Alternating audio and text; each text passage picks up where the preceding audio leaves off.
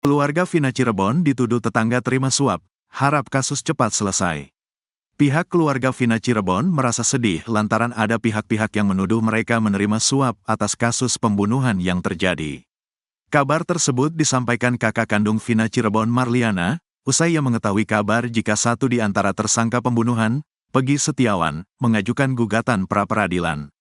Diketahui, Peggy Setiawan ditetapkan sebagai tersangka kasus pembunuhan Vina Cirebon dan Eki yang terjadi pada 8 tahun silam. Disebut sebagai buronan selama 8 tahun, akhirnya Peggy ditangkap jajaran kepolisian pada Selasa, tanggal 21 Mei tahun 2024, pukul 18.28 waktu Indonesia Barat. Jajaran Polda Jabar menangkap Peggy di Bandung tanpa perlawanan. Sedianya, sidang pra-peradilan Peggy Setiawan dijadwalkan digelar Senin, tanggal 24 Juni tahun 2024, di Pengadilan Negeri Bandung. Namun, hakim pun terpaksa menunda hingga pekan depan, Senin, tanggal 1 Juli tahun 2024, lantaran pihak termohon dalam hal ini Polda Jabar mangkir. Marliana mewakili keluarga hanya berharap agar kasus pembunuhan yang menimpa adiknya dapat segera terungkap untuk menjaga nama baik keluarganya. Kami ingin kasus ini cepat terungkap dan jelas, karena semakin lama tidak selesai, semakin buruk dampaknya bagi keluarga kami. Bahkan, ada tetangga yang mengira saya menerima suap, katanya. Di sisi lain, Marliana, kakak almarhumah Vina, mengaku tidak mengetahui bahwa Peggy Setiawan mengajukan pra-peradilan. Namun, ia menghargai hak Peggy untuk melakukan hal tersebut. Saya baru mendengar soal pra-peradilan ini, tapi kalau memang dari pihak Peggy Setiawan melakukan pra-peradilan, itu hak mereka, ujar Marliana saat dikonfirmasi media pada Selasa, tanggal 25 Juni tahun 2024. Marliana menegaskan bahwa keluarganya tidak mempermasalahkan langkah hukum yang diambil oleh Peggy Setiawan. Keluarga Vina hanya berharap kasus ini segera terungkap agar tidak berlarut-larut. Kami dari pihak keluarga hanya ingin mengikuti perkembangan kasus ini dan berharap agar segera terungkap. Sudah terlalu lama, ucapnya. Selain itu, Marliana juga menyampaikan bahwa keluarga tidak mengetahui ciri-ciri atau identitas DPO, daftar pencarian orang, yang telah dirilis oleh Polda Jawa Barat. Informasi yang mereka ketahui hanya berdasarkan nama yang disebutkan di pengadilan. Dulu polisi tidak pernah menjelaskan siapa DPO-nya, keluarga hanya tahu namanya saja dari sidang. Nama-nama seperti Andi, Dani dan Peggy disebutkan tanpa ada foto, jelas dia. Respon Polda Jabar, hingga berita ini ditulis, belum ada pernyataan resmi dari Polda Jabar terkait ketidakhadiran mereka di persidangan. Dihubungi Tribun Jabar, kemarin, Kabid Humas Polda Jabar Kombes Pol Jules Abraham Abbas SIK belum bersedia memberikan keterangan. Mohon maaf nanti ketika ada informasi akan disampaikan ke media terkait hal itu, ujar Jules. Kuasa hukum Peggy sebut siasat jahat penyidik Polda Jabar di kasus Vina. Kuasa hukum Peggy Setiawan menduga ada siasat jahat dari penyidik Polda Jabar sehingga mereka tak hadir sidang pra-peradilan atas kasus pembunuhan Vina Cirebon dan Eki. Sedianya, sidang pra-peradilan Peggy Setiawan dijadwalkan digelar Senin, tanggal 24 Juni tahun 2024, di Pengadilan Negeri Bandung. Namun, hakim pun terpaksa menunda hingga pekan depan, Senin, tanggal 1 Juli tahun 2024, lantaran pihak termohon dalam hal ini Polda Jabar mangkir. Diketahui, Peggy Setiawan ditetapkan sebagai tersangka kasus pembunuhan Vina Cirebon dan Eki yang terjadi pada 8 tahun silam. Disebut sebagai buronan selama 8 tahun, akhirnya Peggy ditangkap jajaran kepolisian pada Selasa, tanggal 21 Mei tahun 2024, pukul 18.28 waktu Indonesia Barat. Jajaran Polda Jabar menangkap Peggy di Bandung tanpa perlawanan. Mengetahui hal tersebut, tim kuasa hukum Peggy Setiawan membongkar dugaan siasat jahat dari para penyidik Polda Jabar tersebut. Satu di antara tim kuasa hukum Peggy, Niko Kilikili menduga, jika Polda Jawa Barat sengaja tak hadir agar sidang pra-peradilan yang diinginkan Peggy Setiawan gugur. Kami sangat kecewa dengan kejadian ini. Padahal kami berharap Polda Jawa Barat hadir di hari ini, ucapnya dilihat tribunnewsbogor.com dari Live Kompas TV, Senin, tanggal 24 Juni tahun 2024. Kami menduga ini ada unsur kesengajaan, agar kasus ini P21 sehingga pra-peradilan ini digugurkan, tambahnya. Menyikapi tak hadirnya Polda Jawa Barat dalam sidang pra-peradilan ini, Niko Kili-Kili meminta jaksa objektif. Kami meminta jaksa objektif dalam melihat perkara ini. Biarkanlah sampai putusan pra-peradilan ini selesai, baru dilanjutkan, tegasnya. Lebih lanjut, Niko Kili-Kili menantang Polda Jawa Barat untuk bertarung adil terkait status tersangka Peggy Setiawan. Tak hanya itu, Niko Kili-Kili menilai saat ini, Polda Jawa Barat membiarkan permasalahan kasus Vina Cirebon menjadi liar. Kami meminta fight secara gentleman. Kalau polisi merasa benar, ayo kita sama-sama fight secara hukum, paparnya. Polda Jabar harus hadir, agar masyarakat jangan dibuat bingung, tambahnya. Niko Kili-Kili optimis jika Peggy Setiawan akan bebas. Asalkan tak digugurkan sidang pra-peradilan ini, kami sangat optimis Peggy Setiawan pasti bebas, tuturnya.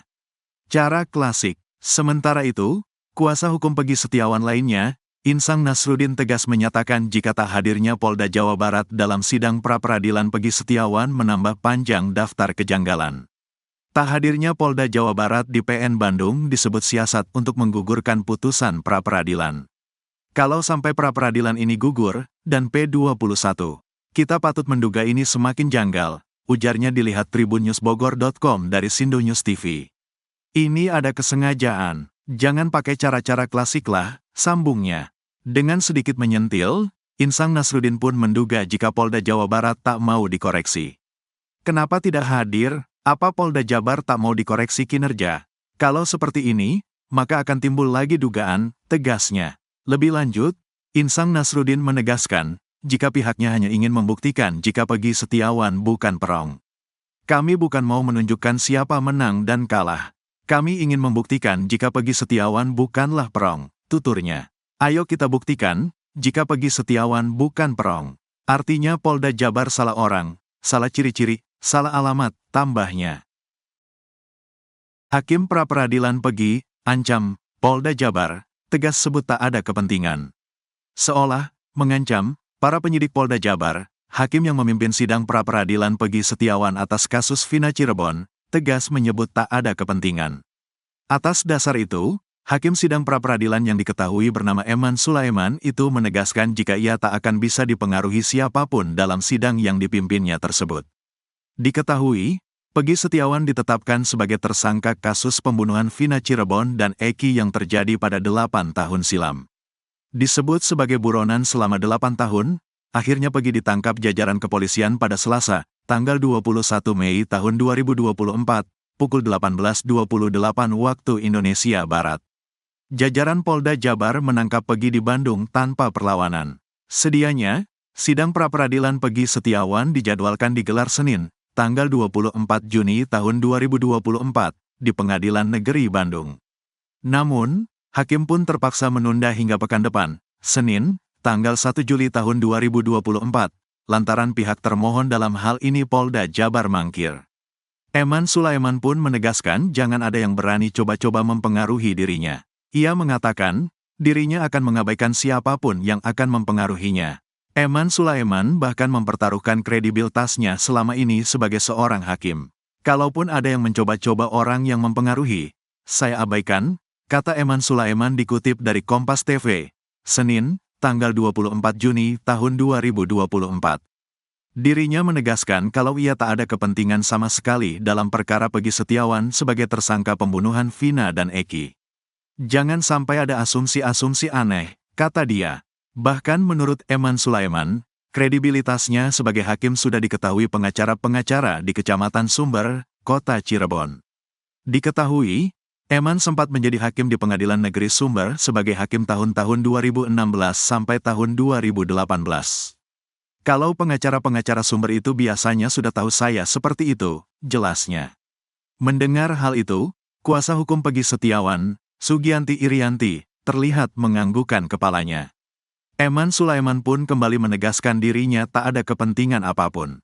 Saya tidak ada kepentingan dan tidak ada keuntungan, tegasnya. Seharusnya, sidang pra-peradilan Peggy Setiawan digelar hari ini, Senin, tanggal 24 Juni tahun 2024, di PN Bandung.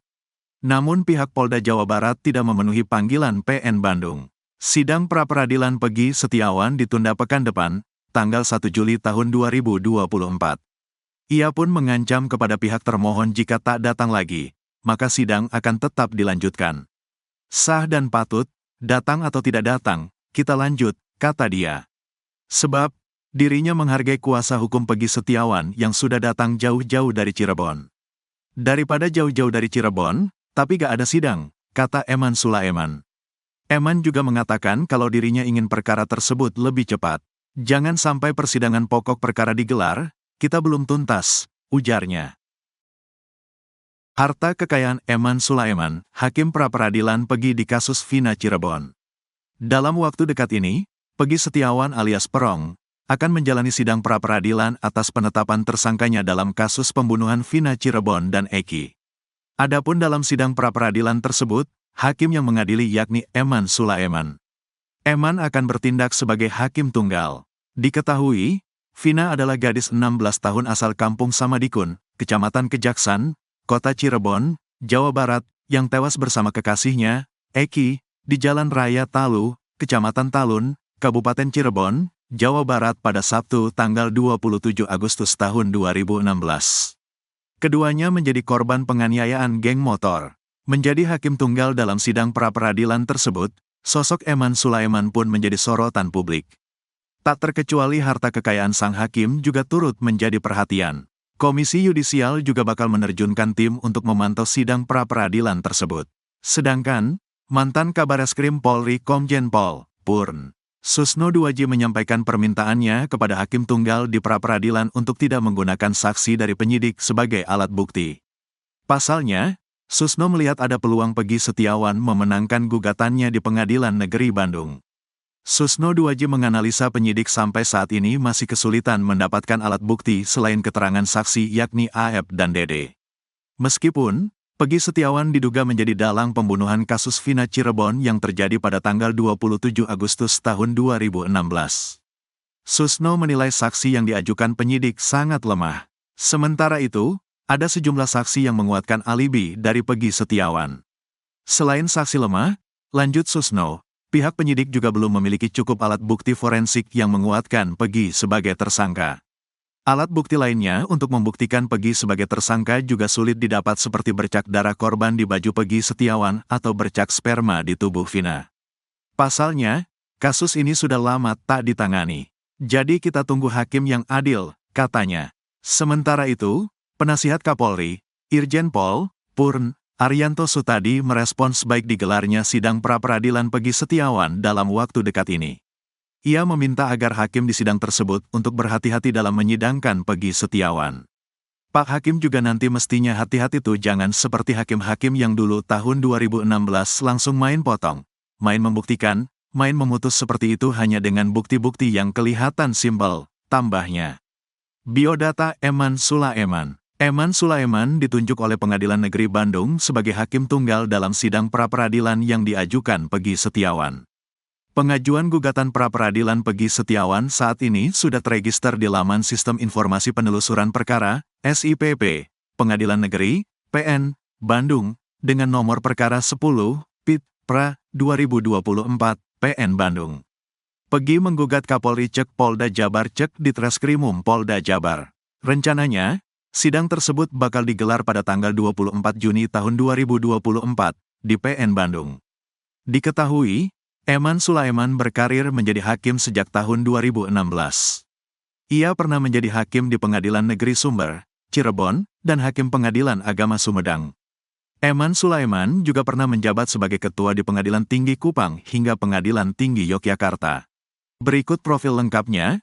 Nama, Eman Sulaiman, S. Hanif, 197541020000121 001 pangkat, golongan, pembina tingkat 14, BTMT pangkat, 2021, 04, 01 jabatan, Hakim Pengadilan Negeri Bandung TMT jabatan, tahun 2021 sampai 07005 tempat lahir, Karawang tanggal lahir, tanggal 10 April tahun 1975 pendidikan, S1 tahun 1999 riwayat jabatan, Pengadilan Negeri Bandung sebagai hakim. 2021 sekarang. Pengadilan Negeri Wonosari sebagai ketua, tahun 2019 sampai tahun 2020. Pengadilan Negeri Rotendao, Kupang sebagai ketua, tahun 2017 sampai tahun 2018. Pengadilan Agama Indramayu sebagai Hakim, 2018. Pengadilan Negeri Sumber sebagai Hakim, 2016. Pengadilan Agama Sumedang sebagai Hakim, 2009. Diklat, Mahkamah Agung RI, Teknis Justisial Harta Kekayaan. Dikutip dari laman Laporan Harta Kekayaan Pejabat Negara, LHKPN, KPK, Eman Sulaiman memiliki total harta kekayaan Rp294.031.507. Hartanya terdiri dari 2 rumah dan 1 unit sepeda motor. Hakim Eman Sulaiman tak memiliki mobil. Eman Sulaiman juga tercatat memiliki utang Rp480.434.229. Berikut daftar lengkap harta kekayaannya. Idata harta tanah dan bangunan Rp720 juta. 1. Tanah dan bangunan seluas 421 meter 2/421 m2 di Kap, Kota Pemalang, hasil sendiri Rp600 juta. 2.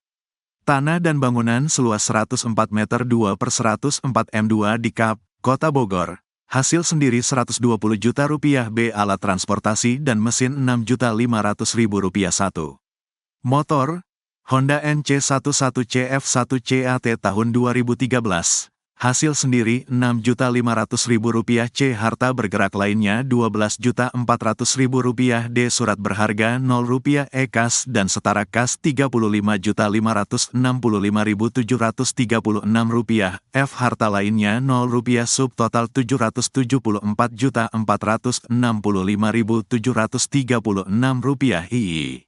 Hutang Rp480.434.229. II. Total harta kekayaan 1-2, Rp294.031.507.